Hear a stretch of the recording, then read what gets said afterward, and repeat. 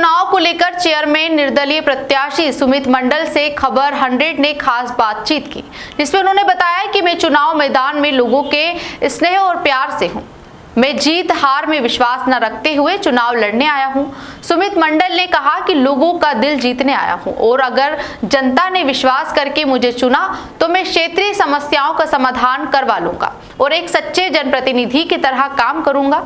खबर 100 की बातचीत में उन्होंने यह भी कहा कि सौरभ बहुगुणा ने काम किया है क्षेत्र में, इसमें कोई दो राय नहीं है, लेकिन बेरोजगारी अभी भी शक्ति फार्म में बहुत ज्यादा है और ठेकेदारी प्रथा से उनका शोषण होता है, तो स्थानीय लोगों को कंपनियों की तरफ से रोजगार दिया जाए। यहाँ भी उन्होंने कहा कि मैं जनप्रतिनिधि से तरह क्षेत्र में काम करता रहूंगा और उन्होंने जनता से मिलने वाले सहयोग का आभार जताया। नमस्कार, मैं गुरदीप सिंह, आप देख रहे हैं खबर 100। आज हम पहुंचे शक्तिगढ़, जहां चेयरमैन उपचुनाव हो रहा है और उपचुनाव के निर्दलीय प्रत्याशी सुमित मंडल है हमारे साथ में, कुछ युवा भी इनके साथ हैं।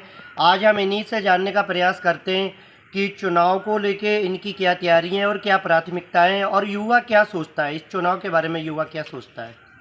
आपका नाम? सुखदेव हल्दर। सुखदेव हल्दर जी, जैसा आपको पता है कि शुक्रान जी के निधन के बाद में उपचुनाव होने जा रहा है शक्तिगढ़ सीट पे, तो उनका 3.5 साल का कार्यकाल रहा, अब 1.5 साल का कार्यकाल बचा हुआ है, तो आप इस चुनाव को कैसे देखते हैं, कैसा प्रत्याशी चाहते हैं? हम देखते हैं ऐसे कि जैसे हमारे उसमें काम करे और जैसे कि गणेश सरकार जी, जो आपको पता है कि शक्तिगढ़ में उपचुनाव होने जा रहा है, इस चुनाव को लेके आप क्या सोचते हैं? इस चुनाव को लेके हम ये सोचते हैं कि अच्छा हमारा क्षेत्र का विकास हो, काम क्षेत्र का काम जम के काम हो, क्षेत्र का लोगों का ऐसा प्रत्याशी हम चाहते हैं कि लोगों का दुख दर्द में जाके उसके सामने खड़ा हो सके, उनकी बात को रख सके, उनको सुन सके। और हमारे पूरे गांव की तरफ से सबने सहमत किया हमारा सुमित मंडल जी को। युवाओं की मुख्य समस्या क्या है आपके शक्तिगढ़ में? युवाओं की मुख्य समाचार बेरोजगारी है, स्कूल में जाते हैं, ठेकेदारी प्रथा में काम कर रहे हैं, उनको नौकरी है नहीं, परमानेंट जैसे नौकरी मिलता है नौकरी है नहीं। आज इच्छा हुआ तो लगाया, नहीं तो कहता है कल आना। ये सबसे बड़ा समस्या तो यहाँ है युवाओं के लिए। बस जी, युवाओं की मुख्य समस्या क्या है शक्तिगढ़ में? बेरोजगारी है। क्या आपने कहाँ तक पढ़ाई की है? 8 तक। आगे पढ़ाई पूरी नहीं की आपने? और रोजगार की समस्या है सबसे बड़ी। हाँ। कैसा प्रत्याशी चाहते हैं आप? सुमित मंडल जैसा। आप बोलोगे दादा? चलिए हम सीधे कहें, इनसे हमने जो सवाल किए कि क्या क्या समस्या है, इन्होंने एक सबसे बड़ी समस्या बेरोजगारी बताया। सुमित मंडल जी, ये बताइए कि आप शक्तिगढ़ की समस्याओं को किस रूप में देखते हैं? सर्वप्रथम सबको नमस्कार करूंगा, आपके टीवी चैनल खबर 100 को और उनकी पूरी टीम का बहुत बहुत धन्यवाद, जो आपने समय निकाल के हमारे लिए यहाँ पर पहुँचे हैं। देखिए, समस्या बहुत सारी है शक्तिगढ़ में। अब देख सकते हैं सुकान चाचा हमारे बीच आज नहीं है। शक्ति फार्म की सबसे बड़ी हानि जो क्षति कोरोना काल में हुई है, उस कमी को शायद हम पूरा नहीं कर पाएंगे, लेकिन उनके दिशा निर्देश पे हम कार्य अवश्य। चलिए हम सीधे कहें, इनसे हमने जो सवाल किए कि क्या क्या समस्या है, इन्होंने एक सबसे बड़ी समस्या बेरोजगारी बताया। सुमित मंडल जी, ये बताइए कि आप शक्तिगढ़ की समस्याओं को किस रूप में देखते हैं? सर्वप्रथम सबको नमस्कार करूंगा, आपके टीवी चैनल खबर 100 को और उनकी पूरी टीम का बहुत बहुत धन्यवाद, जो आपने समय निकाल के हमारे लिए यहाँ पर पहुँचे हैं। देखिए, समस्या बहुत सारी है शक्तिगढ़ में। अब देख सकते हैं सुकान चाचा हमारे बीच आज नहीं है।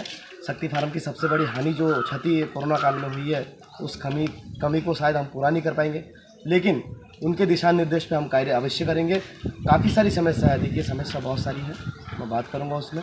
बाकी आपका सवाल जो है बताइए आप। सुमित मंडल जी, आप ये बताइए कि 1.5 साल का कार्यकाल बचा हुआ है, यहाँ पे 3.5 साल का कार्यकाल पूरा हो चुका है, 19 तारीख को चुनाव हो जाना है, लेकिन जो जनप्रतिनिधि है, आपको पता है कि भारतीय जनता पार्टी की सरकार है उत्तराखंड के अंदर, और विकासकारी योजनाएं जो उसके बाद में जो बजट आता है वो सरकार के माध्यम से आता है, तो यहाँ आप जो अपनी समस्याएं क्षेत्र की, आपने किन किन समस्याओं को उठाया? क्योंकि रखेंगे तो आप सरकार के सामने ही, जो इनकी बेरोजगारी की समस्या है और भी आपके शक्तिगढ़ की बहुत सारी समस्याएं, तो आपने कितनी बार इन समस्याओं को सरकार के सामने रखा? कभी आपने सरकार के सामने इन समस्याओं को रखा अपने एक जनप्रतिनिधि के रूप में? सर देखिए, समस्या की बात करूँगा, सबको ही पता है कि शक्ति फार्म की परिस्थिति क्या है। शक्ति फार्म एक ऐसा भौगोलिक क्षेत्र है, यहाँ पर सभी मानस एक दूसरे जुड़ा है, लेकिन जब भी चुनाव आता है तो एक दूसरे से हम लड़ने लगते हैं। यही सबसे बड़ी कमी हम लोगों में। आज देखिए, बेरोजगारी का आलम काफ़ी, यहाँ बगल में शिटकुल होने के बावजूद भी हमारे पास रोज़गार लोगों के पास है नहीं। मानता हूँ यहाँ शिक्षित लोग कम हैं, लेकिन उस आधार पे यहाँ रोज़गार मिलना चाहिए था, जिसका मैं अपने लिए नहीं कहूँगा, यहाँ जितने भी जनप्रतिनिधि है कोई इस विषय में ध्यान नहीं देता कि हमारे लड़कों को हम पढ़ा लिखा के आगे बढ़ाएं और नौकरी कराएं। वास्तव में शिक्षा का बहुत अभाव है यहाँ पर। शिक्षा में भी विशेष ध्यान देना चाहिए, ताकि लोग नशे से दूर रह के शिक्षा में ज़्यादा फोकस करें और रोजगार की तरफ बढ़े। आपके जो क्षेत्रीय विधायक सौरभ बहुगुणा हैं, उनका कार्यकाल कैसा रहा? वो अपने कार्यकाल में उन्होंने शिक्षा के ऊपर भी काफ़ी काम किया है, आप इस बात को कितना सही मानते हैं? बिल्कुल बिल्कुल, मैं मानता हूँ विधायक जी ने वास्तव में काम किया है। देखिए, सिरसा रोड काफ़ी लंबे समय का यहाँ शक्ति फार्म का मांग था, उन्होंने पूरा किया है। थोड़ा समय लगा है, हर चीज़ में समय लगता है। देखिए, अब शोकी नदी का पुल वो भी बना। आज लोगों को सिटकुल जाने में, जो लोग जाते हैं लेबरी करे चाहे कोई भी काम करे, उनको जाने में बहुत सुविधा होती है। धन्यवाद देना चाहूँगा मैं अपने विधायक सौरभ बहुगुणा का। लेकिन वास्तव में उनको भी ध्यान देना चाहिए रोजगार के मामले में। मैं मानता हूँ शिक्षित लोग कम हैं, लेकिन उस हिसाब से भी हम नौकरी दे। सबसे बड़ा मुद्दा सुमित जी ये है कि ठेकेदारी प्रथा को अगर ख़त्म किया जाए और स्थानीय लोगों को कंपनियों की तरफ से रोजगार मिले, तो आपको लगता है कि काफ़ी युवाओं को रोजगार मिल सकता है, वो अपनी जीविका चला सकते हैं? बिल्कुल बिल्कुल जी, यहाँ पर वही वास्तविकता है। आप देखिए, हर बंदा यहाँ पर, जितने भी लोग हैं, जितने भी लड़के हैं, शिक्षा का अभाव तो है ही है। कोई रंग का काम करता है, कोई पुताई, लेकिन उनको करना पड़ता है ठेकेदारी के अंडर में। इस विषय में थोड़ा गंभीरता से ले। देखिए, हमारे यहाँ जितने भी जनप्रतिनिधि है, स्वयं अपना स्वार्थ ना देख के इस विषय को भी गंभीरता से उठाए।